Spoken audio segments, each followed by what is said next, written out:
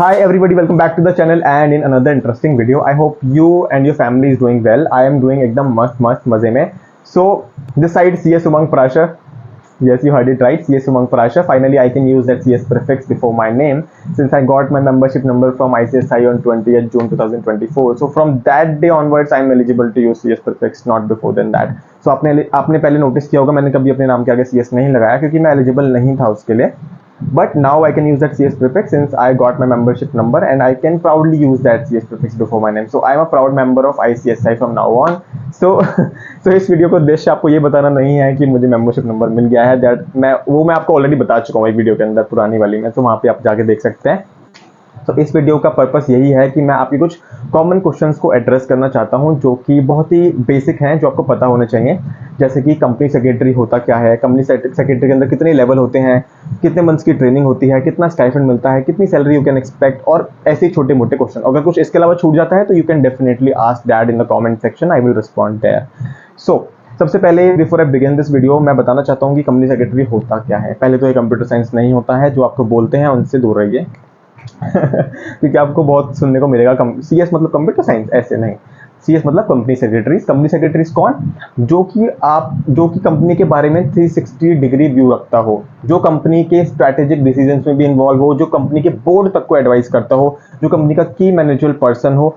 That person is called company secretary. Company secretary को सब पता होता है कि कंप्लायंसेस में क्या चल रहा है, लिटिगेशंस कितनी चल रही है कंपनी के ऊपर, कंपनी कौन से स्ट्रैटेजिक डिसीजंस लेने वाली है, कंपनी के बोर्ड क्या सोच रहा है, किस तरीके से उनका थॉट प्रोसेस चल रहा है. तो वो सारी चीजें आ जाती हैं आपके कंपनी सेक्रेटरी के पास. और कंपनी सेक्रेटरी को सब कुछ पता होता है भाई. उसको मतलब क्या है कंपनी का जो उसको नहीं पता है, मतलब सारी उपसी उसके पास होती है. उपसी मतलब unpublished price sensitive information.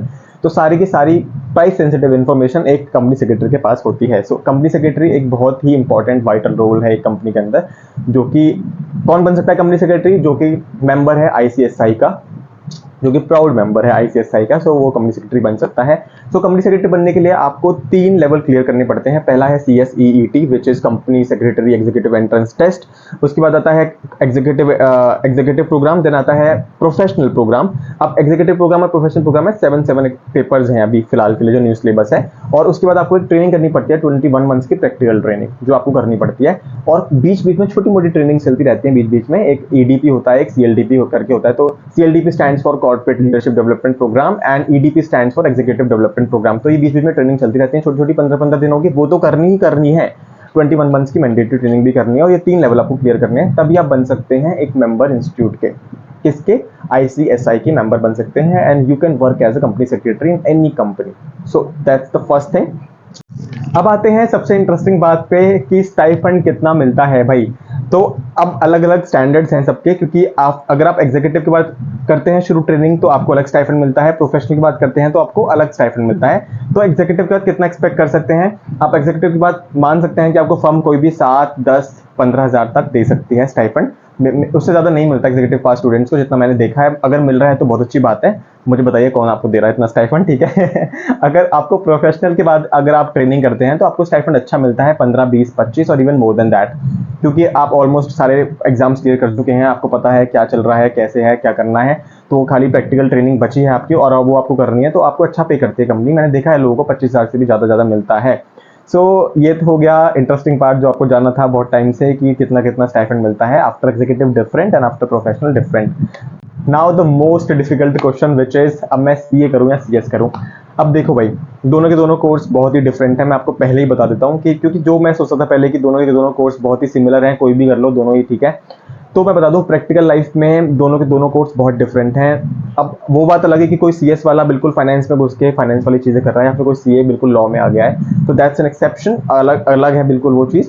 But उसके अलावा CA और CS का वर्किंग स्टाइल बहुत डिफरेंट है जितना मैं समझ पाया हूँ. हाँ, उनका काफ़ी कुछ मिलता है पढ़ाई के मामले में देखा जाए तो, कुछ सब्जेक्ट्स के मामले में देखा जाए तो. कुछ वो लॉ पढ़ते हैं, हम भी कुछ टैक्स का पढ़ते हैं. तो ऐसी चीज़ें हैं जो कुछ है कि सिमिलर हैं. बट प्रैक्टिकल लाइफ में दोनों के दोनों कोर्स बहुत डिफरेंट है. CS ऑल टुगेदर कंप्लायंसेस में चला जाता है और CA ऑल टुगेदर फाइनेंस में चला जाता है, ठीक है.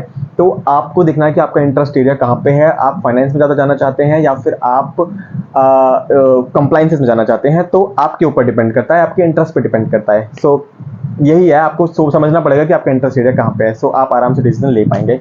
सो that's all for today's video. अगर आपको वीडियो पसंद आया है तो do like, share, comment and subscribe to my channel for latest updates. अगर कोई क्वेश्चन रह गया है आपका तो you can definitely ask that in the comment section, I will definitely respond that. So that's all for today's video. मिलते हैं अगली वीडियो के अंदर। Till then bye bye.